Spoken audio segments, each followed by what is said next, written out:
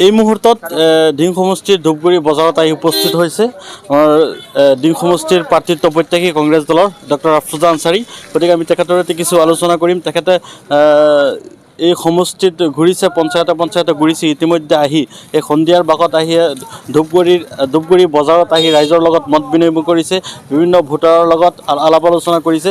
ইতিমধ্যে আমাৰ মাজত উপস্থিত আছে আফৰোজা আনচাৰী, ডক্টৰ আফৰোজা আনচাৰী, ডিং সমষ্টিৰ কংগ্ৰেছ দলৰ প্ৰাৰ্থিত্ব প্ৰত্যাশী।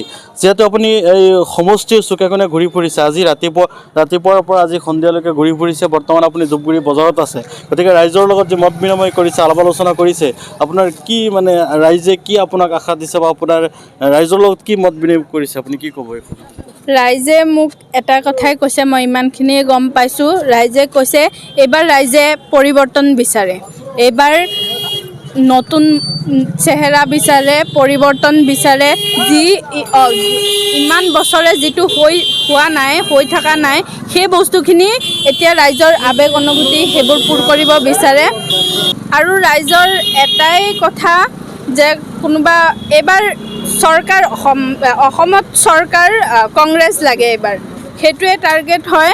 আমাৰ চৰকাৰ আনিব লাগে ঘূৰাই পেলাই, আৰু আমি উন্নতি চাব লাগে। আমাৰ ডিং সমষ্টিটো বহুত বেছি পিছ পৰি আছে এতিয়ালৈকে। তো সেইটো বস্তু আমাৰ এইবাৰ ইমান বছৰৰ 15 বছৰ 20 বছৰৰ পৰা যেতিয়া UDF-এ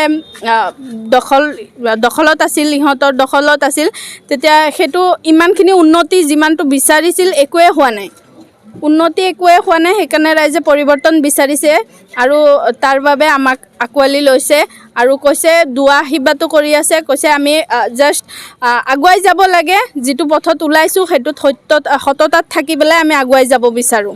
যিহেতু আমি দেখিব পাৰিছোঁ ধূপগুৰি বজাৰত মই দেখিব পাৰিছোঁ যে বিভিন্ন প্ৰাৰ্থিত্ব প্ৰত্যাশীসকল বিভিন্ন সভা দিয়ে বা মিটিং দিয়ে, মিটিং মাতি মানুহক মাতি বিভিন্ন ধৰণৰ ভাষণ বা বিভিন্ন শ্লোগান দিয়ে। গতিকে আপোনাক দেখিছোঁ অলপ ব্যতিক্ৰম। যিহেতু আপুনি ধূপগুৰি বজাৰত মই লক্ষ্য কৰিছোঁ যে আপুনি দোকানে প্ৰত্যেকজন যে চব্জি বেপাৰী হওক, মাছ বেপাৰী হওক, আপুনি তেখেতৰ লগত লগ কৰিছে, কথা পাতিছে, মত বিনিময় কৰিছে।